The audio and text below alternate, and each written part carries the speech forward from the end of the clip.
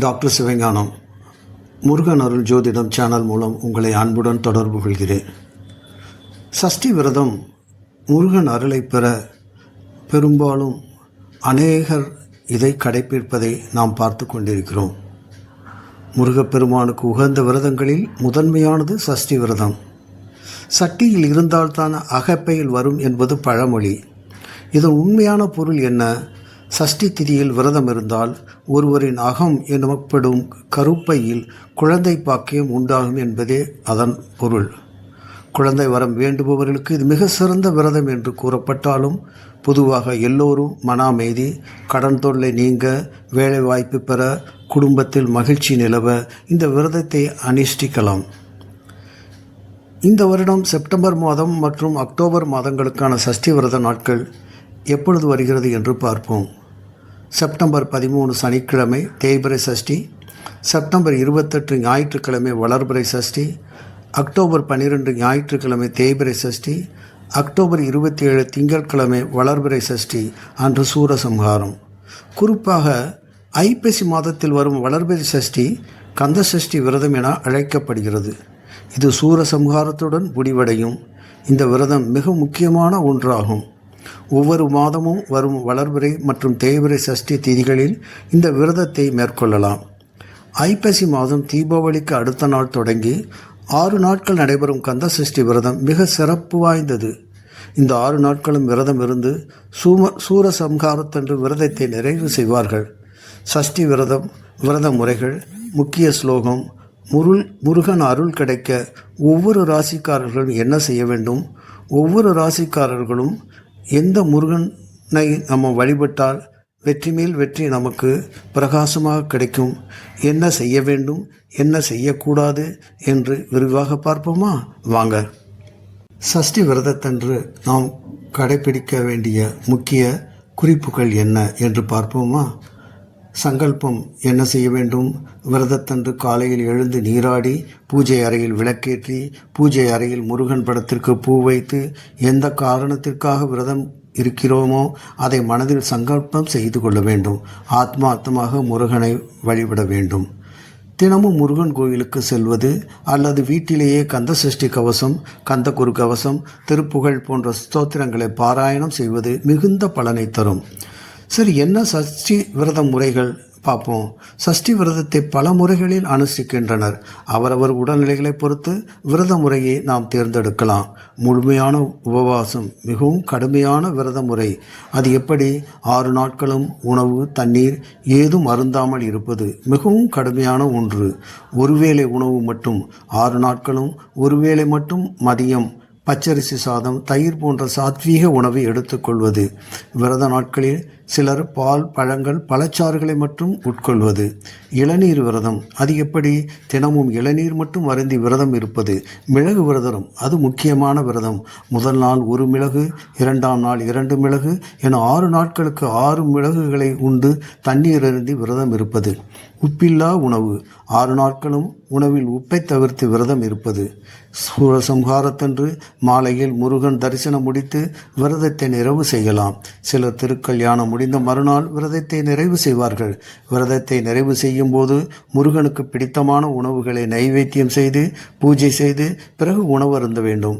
நாம் ஜாதகப்படி ஒவ்வொரு ராசி அன்பர்களும் சொல்லக்கூடிய முருகன் காயத்ரி மந்திரங்கள், சுலோகம், அதிர்ஷ்டம் மற்றும் யோகம் தரும் ஸ்தல முருகன் ஆகியவற்றை விரிவாக பார்க்கலாமா? வாங்க. மேசராசி அன்பர்களே, சஷ்டி விரதம் உங்களுக்கு அதிர்ஷ்ட தெய்வம் பழனி அருள்மிகு தண்டாயுதபாணி. வாழ்க்கையில் புதிய முயற்சிகளை தொடங்கும் மேசராசிக்காரர்களுக்கு பழனி முருகன் தன்னம்பிக்கை மற்றும் தைரியத்தை வழங்குவார். மேசராசிக்கு பழனி முருகன் தண்டாயுதபாணியின் காயத்ரி மந்திரம் என்ன? ஓம் ஸ்கந்தாய வித்மகே சக்திஹஸ்தாய தீமகி தன்னோ ஸ்கந்த பிரசோதயாது. அவருக்கு இன்னொரு ஸ்லோகம் ஒன்று உண்டு. ஞான சக்தி தரா ஸ்கந்தா வள்ளி கல்யாண சுந்தர தேவசேனா மனோகாரி ஸ்கந்தாய நமோ நமக. இந்த மேசராசி அன்பர்களுக்கு பழனி முருகன் அதிர்ஷ்ட தெய்வமாக கருதப்படுகின்றது. சஷ்டி விரதத்தன்று பழனி முருகன் தண்டாயுதபாணியை நாம் மனதார வேண்டிக் கொண்டால் அனைத்து காரியங்களும் மிக விரைவில் நல்லவிதமாக நடக்கும் என்பதில் மாற்று கருத்து இல்லை. இருப்பினும் எந்த ஒரு முருகன் கோயிலுக்கும் சென்று முழு மனதுடன் வழிபட்டால் முருகனின் பரிபூரண அருள் நிச்சயமாக உங்களுக்கு கிடைக்கும்.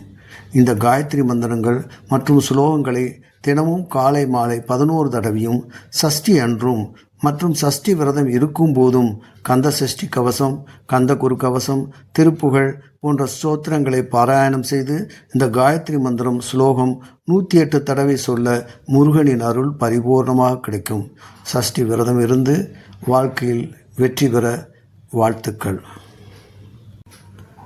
ரிஷபராசி அன்பர்களே, சஷ்டி விரதம் அதை எவ்வாறு நீங்கள் கடைபிடிக்க வேண்டும், என்ன மாதிரி காயத்ரி மந்திரம் சுலோகங்கள் சொல்ல வேண்டும் என்பதை நாம் பார்ப்போம். உங்களுக்கு அதிர்ஷ்ட தெய்வம் திருத்தணி சுப்பிரமணிய சுவாமி.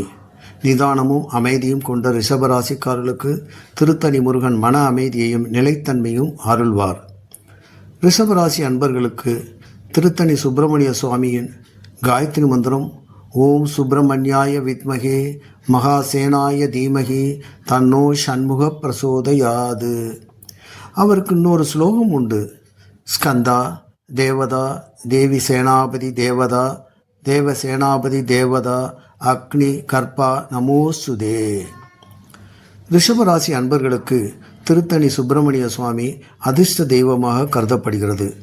சஷ்டி விரதத்தன்று திருத்தணி சுப்பிரமணிய சுவாமியை மனதார வேண்டிக் கொண்டு நாம் என்ன காரியங்கள் வெற்றி பெற வேண்டும் என்பதை சங்கல்பம் செய்து வழிபட்டால் நிச்சயமாக விரைவில் நமக்கு நல்ல நிகழ்வுகள் நிகழும் என்பதில் மாற்று கருத்து இல்லை.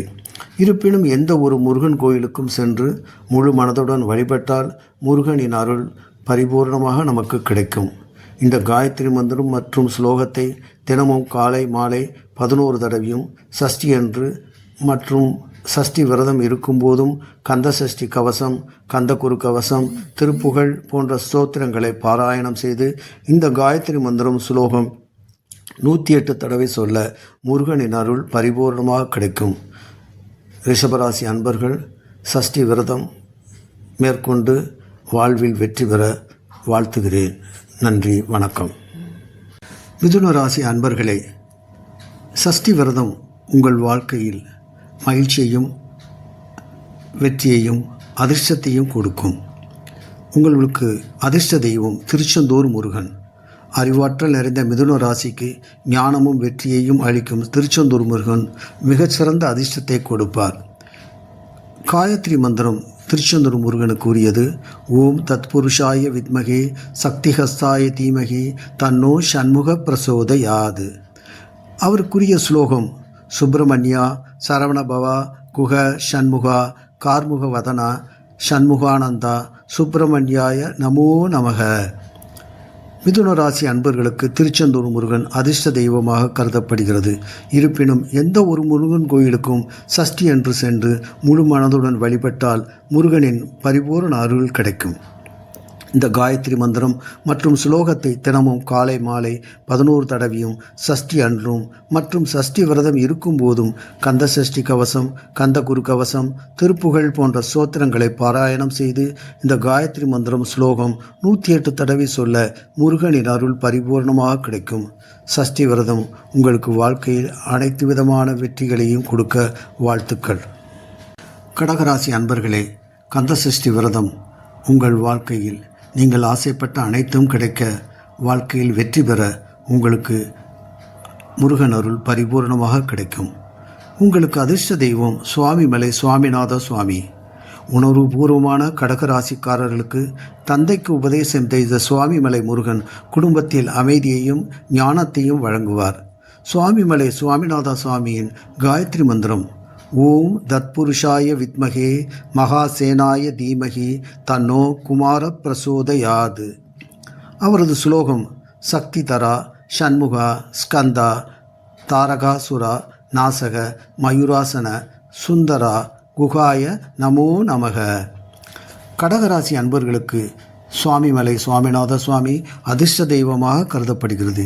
இருப்பினும் சஷ்டி அன்று எந்த ஒரு முருகன் கோயிலுக்கும் சென்று முழு மனதுடன் வழிபட்டால் முருகனின் பரிபூரண அருள் நிச்சயமாக கிடைக்கும். இந்த காயத்ரி மந்திரம் மற்றும் ஸ்லோகத்தை தினமும் காலை மாலை 11 தடவையும் சஷ்டி அன்றும் மற்றும் சஷ்டி விரதம் இருக்கும்போதும் கந்த சஷ்டி கவசம், கந்தகுரு கவசம், திருப்புகழ் போன்ற சோத்திரங்களை பாராயணம் செய்து இந்த காயத்ரி மந்திரம் ஸ்லோகம் 108 தடவை சொல்ல முருகனின் அருள் பரிபூர்ணமாக கிடைக்கும். கந்த சஷ்டி விரதம் உங்கள் வாழ்க்கையில் அனைத்து விதமான வெற்றிகளை தர வாழ்த்துக்கள். அன்பர்கள் அனைவரின் வாழ்க்கையிலும் குடும்பத்தில் சுப நிகழ்ச்சிகள் தடையில்லாமல் நடக்க, ஆசைப்பட்ட அனைத்து நல்ல காரியங்களும் உடனடியாக நிறைவேற முருகன் அருள் பரிபூரணமாக கிடைக்க வாழ்த்துக்கள். இந்த பதிவு பிடித்திருந்தால் லைக் செய்யுங்கள். உங்கள் உறவினர்கள் மற்றும் நண்பர்களுக்கும் வாழ்வில் மகிழ்ச்சி பொங்க இதை ஷேர் செய்யுங்கள். மேலும் இதுபோன்ற பயனுள்ள தகவல்களை பெற மறக்காமல் உடனே சப்ஸ்கிரைப் செய்யுங்கள். மற்றொரு பதிவில் மற்ற ராசிக்காரர்கள் சஷ்டி விரதம் இருந்து வாழ்க்கையில் வெற்றி பெற என்ன செய்ய வேண்டும் என்பதை நான் பதிவு செய்கிறேன். மறக்காமல் தொடர்பு கொள்ளுங்கள். வாழ்க வளமுடன் நலமுடன். டாக்டர் சிவஞானம்.